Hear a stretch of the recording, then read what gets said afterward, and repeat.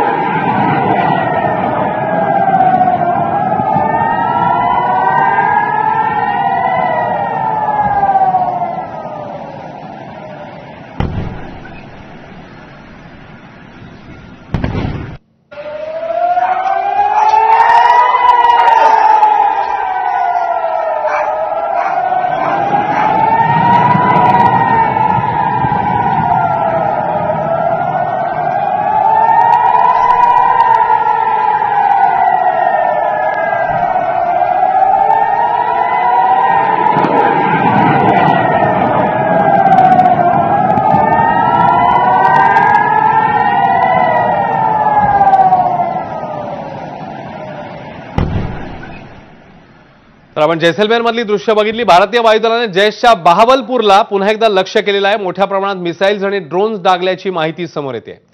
पुन्हा एकदा सतीश ढगे सरांकडे जाऊया। ढगे सर, जैशचं मुख्यालय याआधी आपण बघितलेलं होतं, जो एअर स्ट्राईक आपण केलेला होता 9 दहशतवादी तळांवर, तेव्हा त्याचं नुकसान आधी आपण केलेलं होतं, जमीनदोस्त केलेलं होतं। मात्र त्याच बहावलपूरला पुन्हा एकदा आपण टार्गेट केलेलं आहे। ढगे सर, नक्कीच बहावलपूर जे आहे एक अत्यंत महत्त्वाचं पाकिस्तानमध्ये टेररिझमचं सेंटर राहिलेलं आहे आणि आपण जसं जाणतो आपल्या माहितीच्या अनुसार जैश ए मोहम्मदचा तो हेडक्वार्टर राहिलेला आहे आणि पहिल्याच दिवशी आपण जो हल्ला केला त्यामध्ये या हेडक्वार्टरला आपण उद्ध्वस्त केलं आणि त्यामध्ये या मसूद अझहरचे 10 नातेवाईक आणि सगळ्यात महत्त्वाचा तो असगर जो भाऊ आहे ऑपरेशनल कमांडर जैश ए मोहम्मदचा, तो सुद्धा यामध्ये वेळ ठार मारला गेलेला आहे। पण याच्याशिवाय सुद्धा जे इंटेलिजन्स इनपुट आपल्याकडे आहे त्याच्यानुसार साधारणतः 21 वेगवेगळ्या प्रकारचे टेररिस्ट हाईडआउट पाकिस्तानमध्ये, त्यापैकी फक्त आपण 9 टार्गेट केलेले।